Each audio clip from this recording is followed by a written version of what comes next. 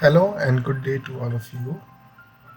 So in today's lecture, we are going to cover amplitude versus offset, which is a new technique for seismic interpretation.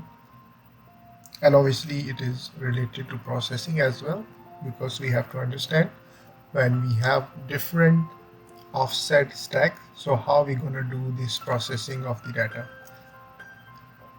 So we will be covering two parts. One is the processing of AVO and the interpretation of AVO. So before we start the AVO, so we have to look what is the AVO, amplitude versus offset, or sometimes it is called amplitude variation with angle or amplitude variation with offset. So amplitude versus offset is primarily the variation in seismic reflection amplitude with change in distance between shot point and the receiver, and its other name is also called amplitude variation with angle. So it is actually physically explained presence of hydrocarbon such as gas, oil, or sometimes we have AVO pitfalls such as coal also can be recognized, but we have other methods to remove the effect of coal, which is advanced AVO studies. And also it can define the thickness, porosity, density, and velocity, and lithology and fluid content of the reservoir of the rock can be estimated using AVO study. So it means it is quite interesting as well as efficient method to have the hydrocarbon exploration studies. So now we're looking at the offset. What is actually offset? So just to give you an idea, so let's say if in seismic acquisition, so we have this source, and over there the blue color is receiver. So over there we have shown different type of waves like reflected waves, refracted, multiple, direct, and ground roll, and also air waves. But just to show here what is the offset. So offset is actually the distance between source and receiver. So it's mean if we have this first receiver, so this is the near offset of the receiver is this distance, how much it is. If we have multiple receiver on that side, so it's mean we have the offset will be changing. So this is, let's say, 5 meter, 10 meter, 20, and so on. So actually the distance between source and receiver is called your offset. So how do we get the AVO study? So normally that AVO studies is done on angle stack. So we have to stack our data based on different angles as well as different offset. So angle stack actually provide a mean of accessing the AVO information in the seismic data, and they are usually designed to measure the reflectivity at a given incidence angle. But if you look at the term, the angle stack, it can also be applied to generate the combination of intercept and gradient. So here the equation or the expression through which we can get the angle of different offset from the seismic data. So over here sin square theta is equal to x is our offset, vi is our interval velocity, then VR is RMS velocity, and over here if you look at the T naught is your zero offset time in two-way time. So how does we do the angle stacking? So if you look at the short gather data, so actually our gathers looks like this one. Over here, let's say the offset is 0 to 6 kilometer. So it means this is 0 point, and over here is the 6 kilometer. So when you are going to do the stacking, so it means you are taking from here. So the angle is taken from this part. So let's say this is your near angle. Then over here the mid, and then you have far and ultra far and so on. This is an not NMO corrected, but normally when we do the NMO correction, then we apply the stacking and everything. So if you look at the diagram, how we actually define the angle stacking. So over here, the left side figure actually explains the velocity, so which shows the RMS and interval velocity of the layer. And based on that, we can take the interval velocity of this one, and so we can know that each event we are taking is on the right track. So when we have already the RMS or interval velocity, so based on that we define on different angles. So let's say this is your near angle, so the data which is coming is a near, this is mid, and this is far angle. So normally the near angle is 0 to 15, then 15 to 30 is a mid angle, and 30 to 45 is your far angle. As I mentioned, we have near, mid, and far angle, so which is 5 to 15 or 0. Obviously we don't have the 0 degree angle. Then we have 15 to 25 and 25 to 35. It depends. Let's say if your data is a very long offset, then probably you have the more angles. So here is an example shown. So in near offset or near offset stack or angle stack, so this person has done different angles. So it's not compulsory that you go 5 to 15, 15 to 25. It depends on the availability of the data and what are your requirements. So even you can go make a different angles. So over here you can see he has done near 6 to 10, then mid 16 to 26, then far 26 to 36, ultra far is 36 to 46. So it depends on your data and your objective of the study. Okay. So now moving to some further studies about the AVO. So obviously there is two different type of hydrocarbons, such as we are looking for gas as well as oil. So AVO also has a different sort of representation about the gas as well as for oil. So now we look at the two case studies. So one is sand indicator, which is normally your sand indicator, and the second one will be the fluid indicator. So sand mean normally we use for gas indicator. So over here on the top we have the model. So this one is your shale, and this is soft shale, brine, oil, and gas. So these are the model. So in case of two-layer model, when on the top we have hard shale and the below we have this soft shale, and in the other hand we have the hard shale on the top, and the sand, the gas sand is your on the bottom.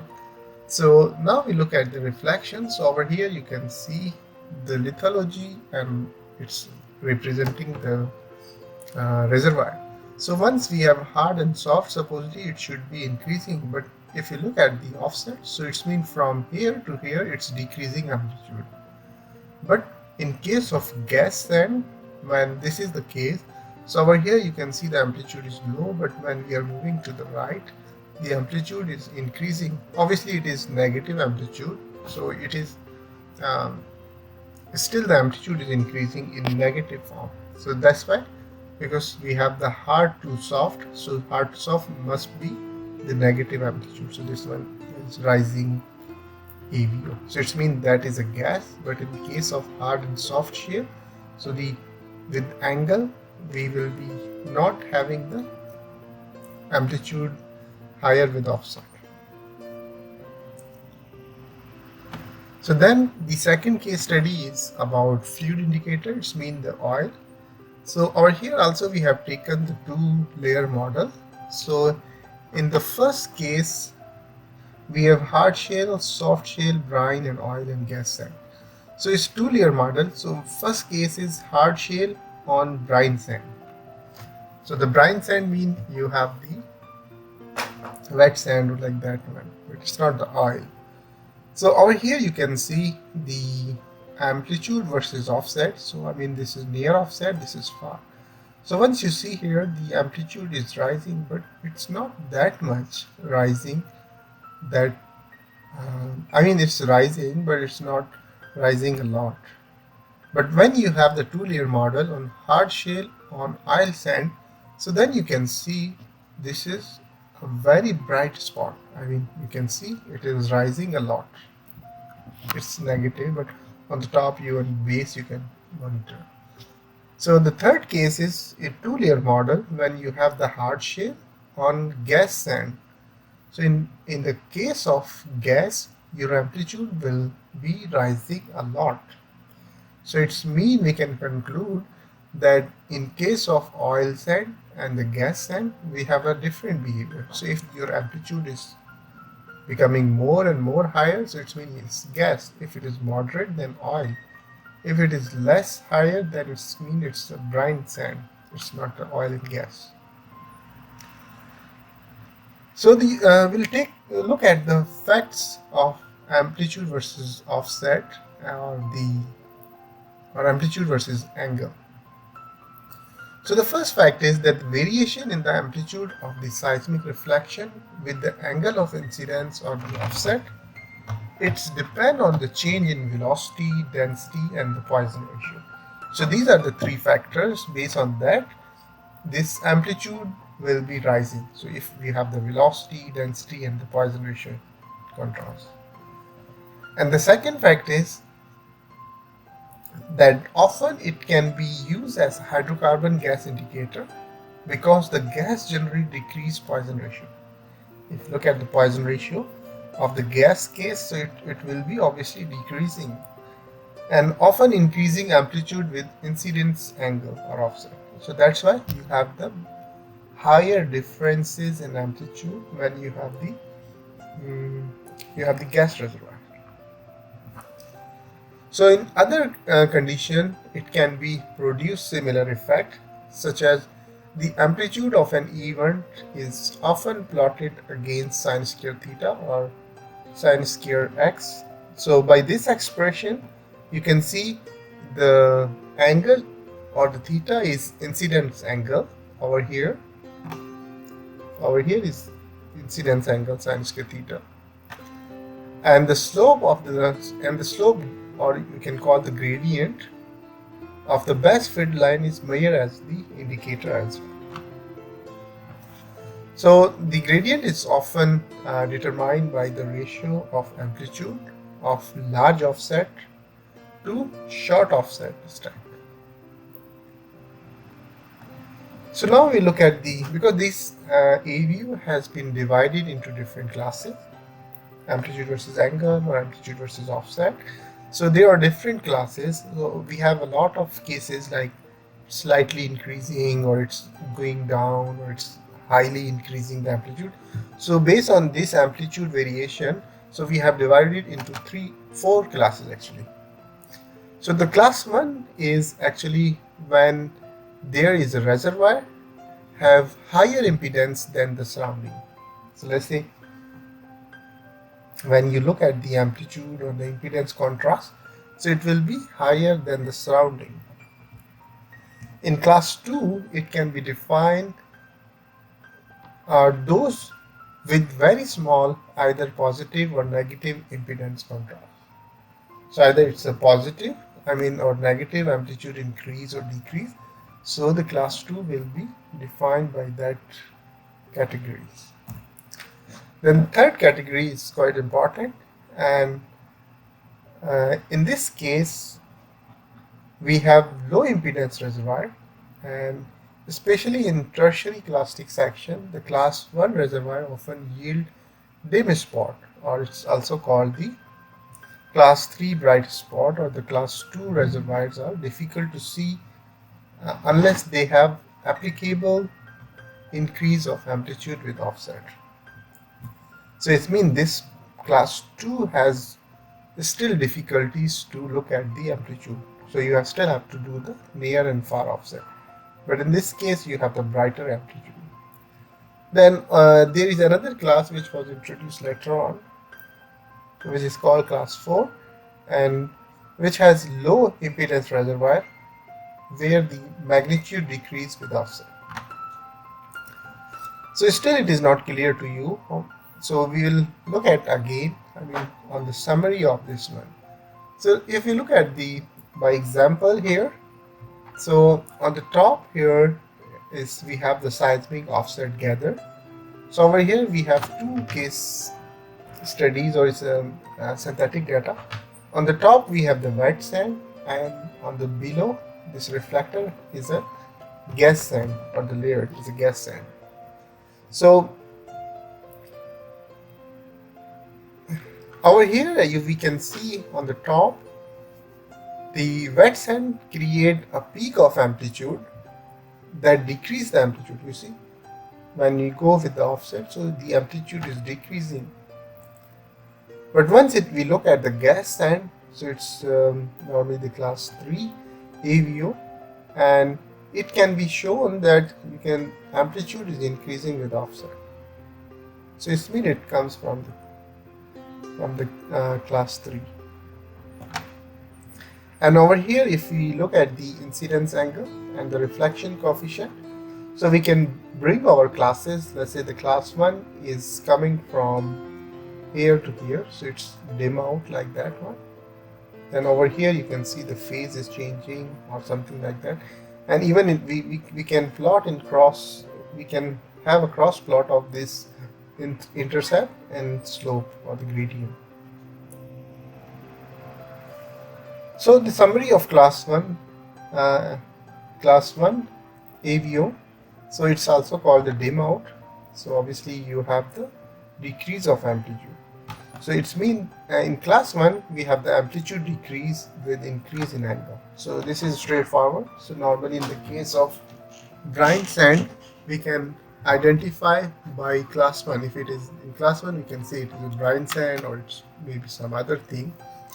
So the amplitude on full stack is smaller for the hydrocarbon zone than for an equivalent wet saturated zone.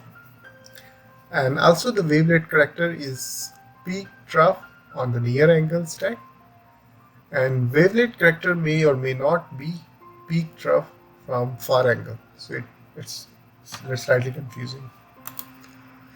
But once we look at the summary of class 2, which can be summarized as a phase reversal. So normally in hydrocarbon also we have the phase reversal.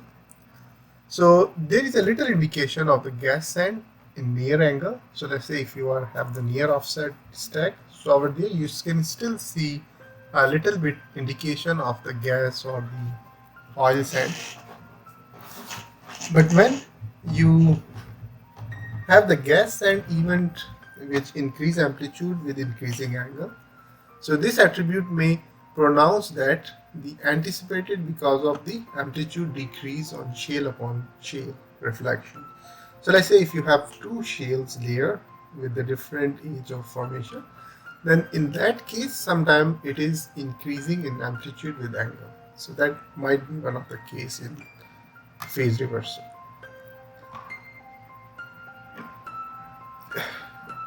And the gas sand event may or may not be evident on full stack depending on the far angle amplitude contribution to the stack. If you look at the wavelet characters on the stack, it may or may not be peak and trough, or trough and peak, other way around, for a hydrocarbon change in thin band.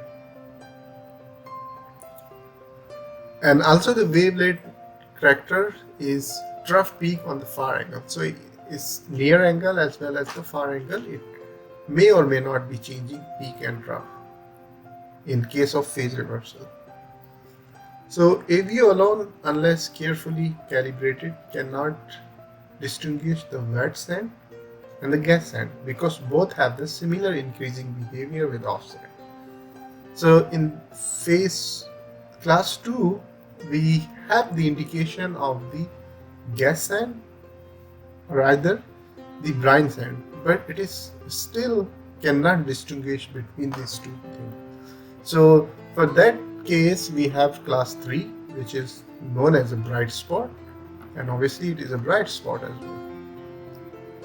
So what happened in this class 3 at AVO? So in that, the hydrocarbon zone are bright on the stack section and on all angle limited stack. So it either near offset, mid offset or far offset. So on all stack it will be bright spot. And the second characteristics of class 3 at AVO is the hydrocarbon reflection amplitude with respect to the background reflection amplitude is constant or increases slightly with incidence angle range. So it means that I'm going to show one example so it can be clarified more. So it means the relative amplitude for the bright spot will be still higher than the rest of the section. And obviously it is used for hydrocarbon prediction, and it is possible from the stack section as well. The stack mean the near, mid or far, not the full stack. So here is an example. So on the left side you can see this is a near offset section. So over there you can see a lot of brighter amplitude, but you are still confused which one is your hydrocarbon. Let's say this is your hydrocarbon reservoir, this one, probably this one can be, this one is one of the indication. But based on the structure, if you identify, then probably you have the clue that you must have to be either this one or this one. But once you look at the far offset or the far stack data, far angle stack, so you can see the amplitude is increasing. So this is near and this is far. So this is actually the rising AVO. So this is the beauty of AVO method, that you can get the direct hydrocarbon indicator. So now here this is the rising AVO, and this is actually one of the potential reservoir. And down here, if you look at this one as well, so this is also one of the potential hydrocarbon reservoir. So in this way, the AVO can help you to predict the hydrocarbon. So, but you have to be very careful, and you must have to apply different analysis on this type of studies prior to give drilling suggestion. With that's all, thank you so much, and I hope you have enjoyed the lecture, and we'll continue with this one. Thank you and have a good day.